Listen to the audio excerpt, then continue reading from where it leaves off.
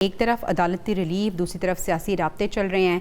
फिर हम ये भी देख रहे हैं कि एहतजाज की कॉल भी है 7 सितंबर में। ये क्या चल रहा है? ये जो खिचड़ी बन रही है, इससे हम क्या नतीजा अखज़ करें? इसका सिंपल सा एक मतलब है कि हालात इतने संगीन हो जाने हैं कि इवेंचुअली फिर इस हुकूमत का कायम रहना मुमकिन नहीं रहेगा। और रोज़ाना जो मामलात चल रहे हैं, तहरीक-ए-इंसाफ अचानक उसकी सुनवाई होना शुरू हो गई, वरना पहले कुछ और मामलात थे। देखें, बहरहाल ये क्योंकि ये सिर्फ एक स्पेकुलेशन होगी, लेकिन आप ये देखें कि अंबानी जो पीटीआई हैं, वो भी तो वहाँ पिम्स के अंदर उनको ले जाना था।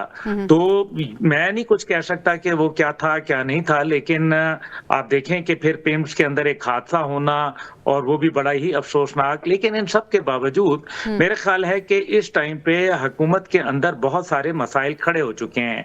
जब भी एक इंटरनेशनल जो पावर होती है, आपके पड़ोस में आके आना चाहती है या जाना चाहती है, दोनों सूरतों में हुकूमत के लिए मसाइल जो है वो पैदा होना शुरू हो जाते हैं। अगर माजी में रूस को देख लें कि जब सोवियत यूनियन आया था तो भुट्टो साहब की बहुत मजबूत हुकूमत थी, लेकिन वो फिर उसको जाना पड़ा था।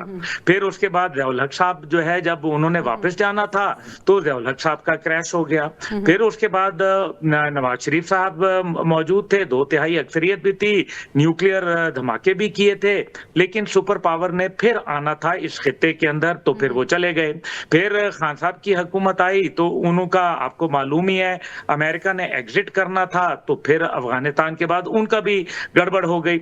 और अब जो सूरत हाल है वो ये है कि इस टाइम पे एक दफा फिर सुपर पावर एग्जिट कर रही है। अभी आप देख लें कि ऑल्दो के ये सब्जेक्ट से हट जाएगा, लेकिन जो रशिया का जो अभी स्टांस हुआ, जिस तरीके से सीआईए के चीफ का दौरा हुआ, जिसको खुद क्रेमलिन ने अभी एक्सेप्ट कर लिया कि हमारे जो है काउंटर पार्ट से फॉरेन इंटेलिजेंस एजेंसी के सरबराह से मुलाकात हुई, और उसके बाद जो सूरत हाल तब्दील हो रही है, ये सारे आखिर ये बता रहे हैं कि इंडिकेट ये कर रहे हैं कि खित्ते के अंदर ताकत का तवाज़ुन तब्दील हो रहा है। और मैं ये समझता हूं कि जमहूरी कुव्वतें हमेशा मुतासिर होती हैं जब भी खित्ते में ताकत का तवाज़ुन तब्दील होता है।